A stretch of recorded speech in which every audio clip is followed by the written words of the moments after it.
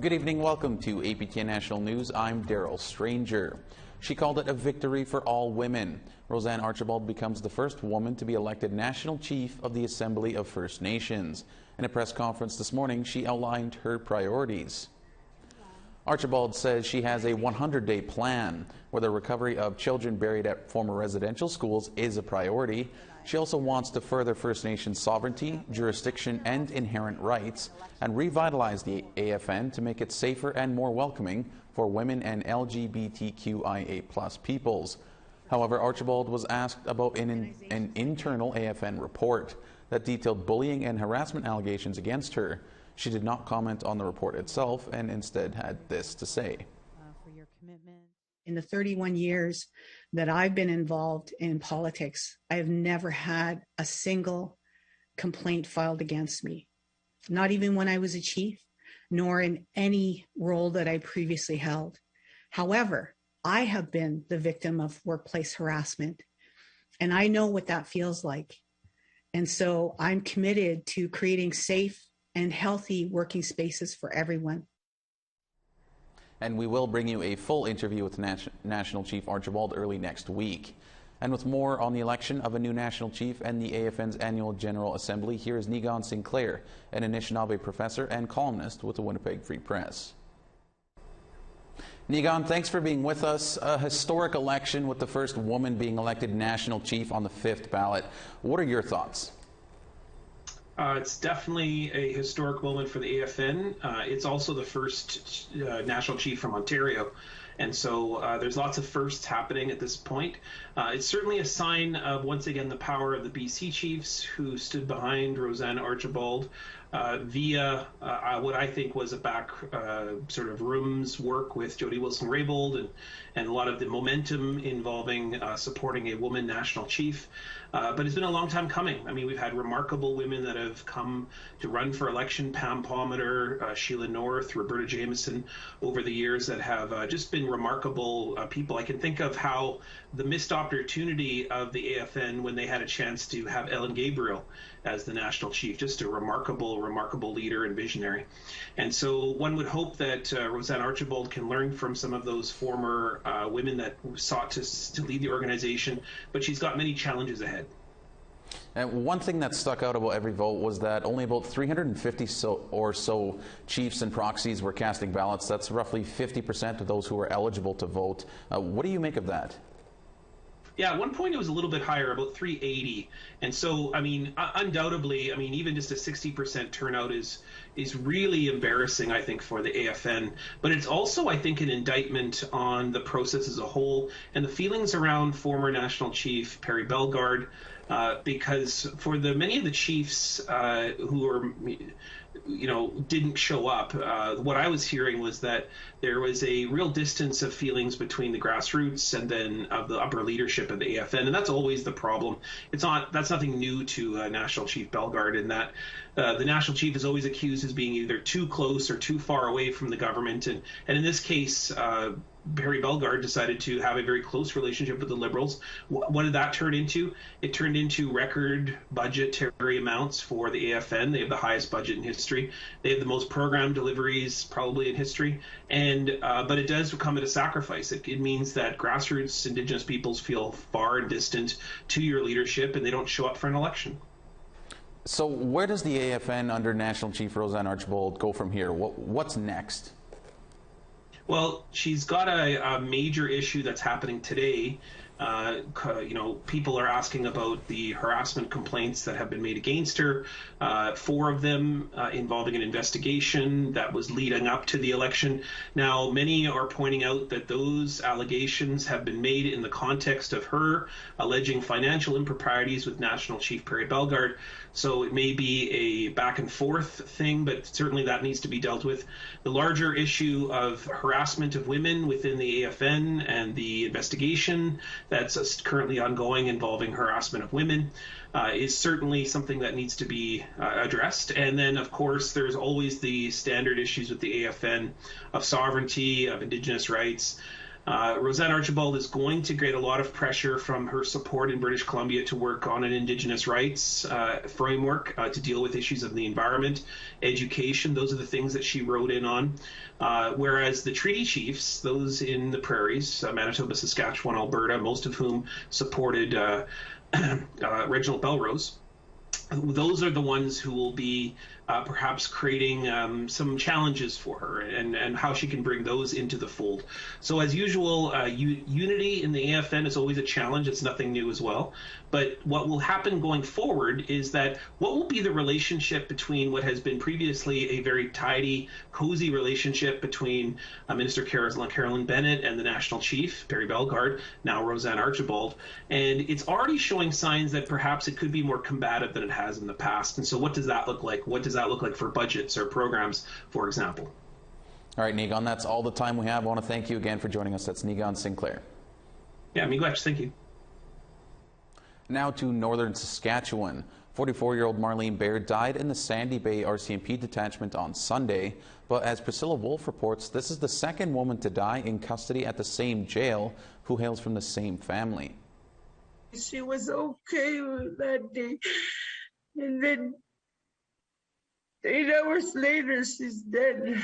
Marlene Bear was taken into custody by the Sandy Bay RCMP at 8:30 on Sunday night. Just 3.5 hours later, she was unresponsive. RCMP officers told her family early Monday morning that she had died. There's anger at the RCMP because this is not the first time it's happened in this community. Demoli-Nataway's Marlene's aunt speaks for the family. The other lady that passed, it's a relation to Marlene. That was her auntie. So this is double for that family. Adele Morin died at the exact same detachment in 2014. The 39-year-old was only there for 4 hours. An inquest called into her death made 9 recommendations: better surveillance, more training, extra cameras, and finally, training to help guards recognize symptoms of overdose.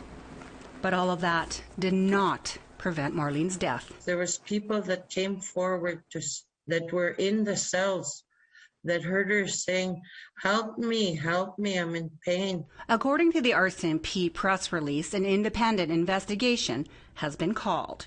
In accordance with the RCMP Act, Saskatchewan RCMP has requested the Moose Jaw Police Service conduct an independent external investigation into the circumstances surrounding the in-custody death. 2 officers from the Moose Jaw Independent Investigation Services arrived here at my brother's house to let them know that they were doing an investigation into Marlene's death.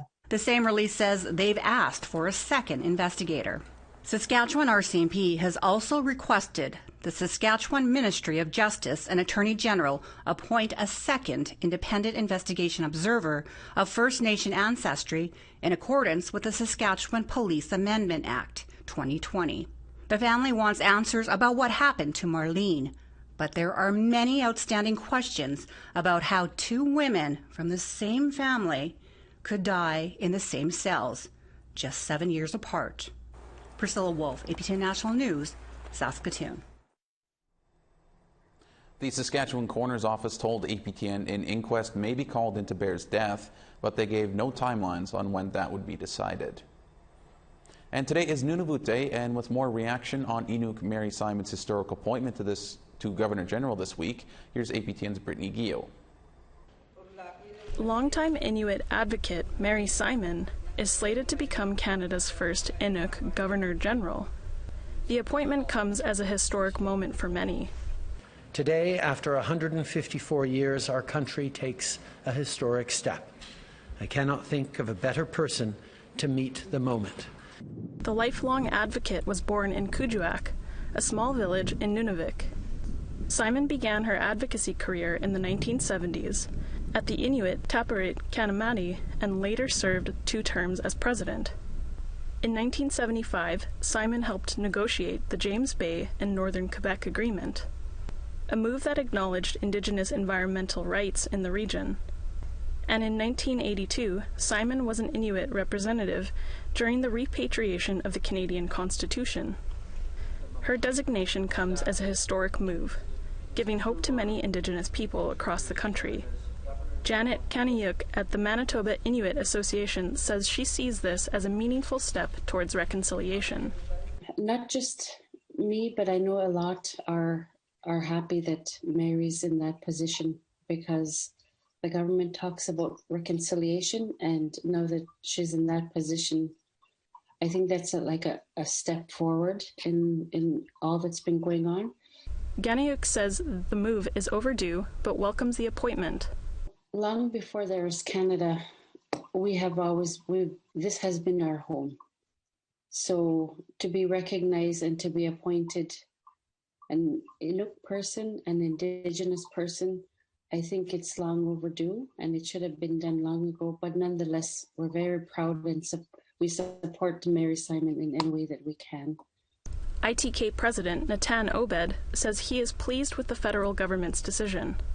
I think an Indigenous person as Governor General in this point in time can be a part of that positive, forward-thinking, reconciliation-based conversation. The federal government said their vetting process has been strengthened and is confident Simon is the right choice. I can confidently say that my appointment is a historic and inspirational moment for Canada, and an important step forward on the long path towards reconciliation. Simon's installation ceremony is set to take place this summer. Brittany Gio, APTN National News, Winnipeg. And Nunavut Day sure looked delicious in Ottawa. With all the celebrations canceled due to COVID, one local business did something special. The Mary Dairy ice cream shop came up with a special flavor to honor Nunavut's flag. It's a combo of raspberry sauce, lemon curd, and candy to represent the Blue Star. Patani Olson was one of the lucky people to get one of the just 50 pints that were made. She moved to Ottawa from Kimaru, Nunavut 2 years ago, and she said Simon's appointment is inspirational. I think it is. I was very impressed with the decision that was made. I think she has a lot of experience, and I'm very proud of her. We have to take a short break, but still to come, a Dene Métis community in the Northwest Territories led searches for unmarked graves 30 years ago.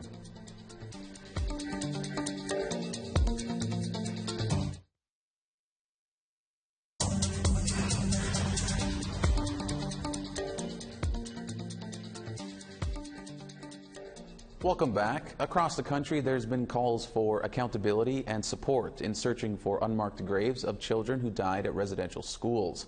Charlotte Mort-Jacobs takes us to Fort Providence, a Dene Métis community in the Northwest Territories who led searches 30 years ago.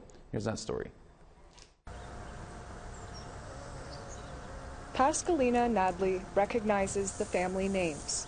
My cousin, her husband's last name, my auntie, my mom, sister.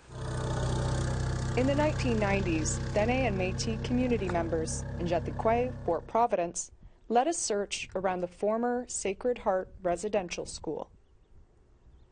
Ground-penetrating equipment confirmed what elders had been saying for decades.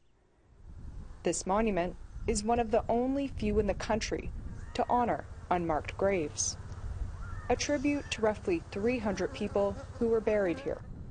161 of those were Indigenous children who were forced to attend Sacred Heart School, stolen from families up and down the Mackenzie River. All the names on there were related. It brings me to tears to know that relatives will never see them again. The cemetery was used for burials between 1868 and 1929. But in the 1940s, the Roman Catholic Church plowed over it to use it for a potato field. But not before moving the remains of 8 missionaries to be reburied in the community's current cemetery. The monument over there also has relatives of mine, they're Gargans and that. Sam Gargan is a residential school survivor who attended here. The Gargan that passed on was 2 months old. The former Sacred Heart Residential School operated for nearly 100 years. The road that goes along the bank there, we're driving over graves. There wasn't like plots of some graves, you know. So a lot would have been maybe during the flu epidemic, and a lot would have been because of abuse. Gargan says little documentation means the number of dead is likely much higher. There's no landmark in some areas. Not even grave sites were marked. So I think they have to be open and honest about it, and then be able to say, we admit that, you know, there were a lot of suspicious deaths that we did investigate, and we apologize for it. Bishop John Hanson of the Mackenzie-Fort Smith Diocese says local records are limited. You know, there's a lot of talk about records. We don't have a lot of residential school records here, if any. They were removed at the time that the Oblates left the residential schools, and any records that we do have been forwarded to the TRC. For Nadley, she's been waiting to see her mother Georgina Josephine's records. It still hurts to not know what my mom went through. And she'll continue to visit here in memory of her mother. Charlotte Mort Jacobs, APTN National News, Fort Providence. The National Indian Residential School Crisis Line is available for survivors and others who might need support. That number is 1-866-925-4419. And a group of Indigenous people say they will camp on the Manitoba Legislative grounds until all residential school sites have been searched. APTN's Michelle Karlenzig has more on their journey and their interactions with the Winnipeg Police Service. A camp on the Manitoba Legislative grounds is a place of healing and miracles, say some Thunderbird Clan members. A sacred fire has been burning for 3 weeks now, and what started as a small fire and pipe ceremony has turned into a long-term commitment. Keep the fire lit until all residential school grounds in Canada are searched. Our sacred fire has been lit to help the spirits of our lost children find their way home. In recent weeks, these grounds have been a busy spot with marches, ceremonies, and even the toppling of 2 Queen statues. But camp organizers say they are solely here for healing and awareness. We're really indulging in our culture and our practices, and the healing and work that we've been doing here, like even in the past just over a week, has just been so rewarding. Given that this camp is on government property, police presence can be frequent. The group says they've had negative interactions with uniformed police at the site and requested that the Winnipeg police approach them in plain clothes with no weapons. There's no reason for the police department to be bringing weapons here. We are a peaceful village. We are peaceful people. Liaisons from the WPS Indigenous Partnership section have been assigned to talk with the camp members. Inspector Bonnie Emerson is one of those liaisons and says it's about forming a relationship. And it doesn't need to be an us against them. But my understanding is raising awareness for a really critical, important issue for all of Canadians. Emerson says while they do their best to respect requests from plainclothes officers, it's not always possible. Depending on what it is, because policing is dynamic, there could be in-progress incidents where public safety is not going to be compromised. Meanwhile, Leach says overall contact with the liaisons is positive and encourages non-Indigenous people to visit the camp. How are we going to fight for our sovereignty, fight for the justice, fight for the equality if we're all fighting against each other? So we want to open up our space to kind of show people who we are as people, what our culture is like, how peaceful and how kind that we can be. The camp is taking food, drink, and financial donations from anyone who wants to help. Michelle Karlenzig, APTN National News, Winnipeg. We need to take one final break, but when we come back, find out what today's photo of the day is.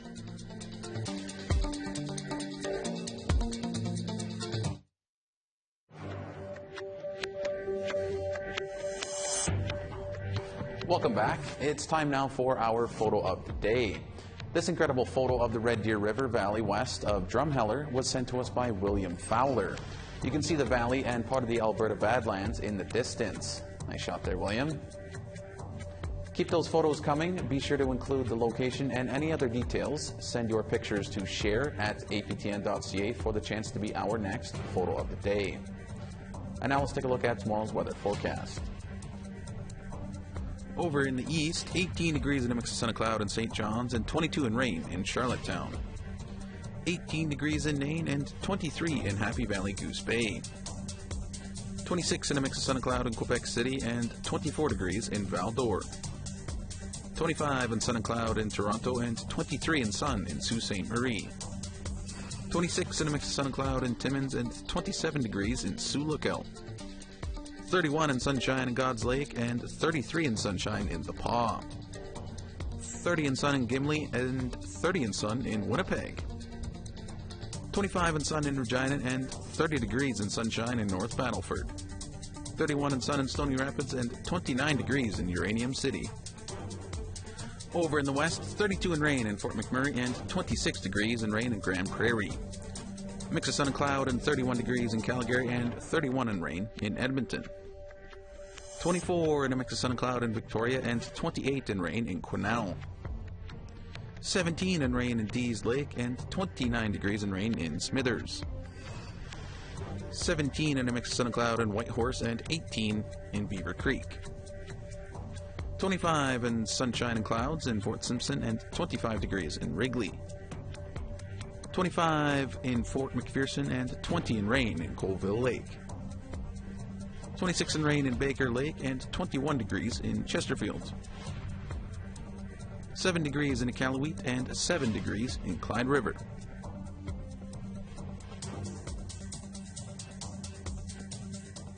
In Labrador, a 100-year-old Innu coat was discovered in a freezer at a heritage center.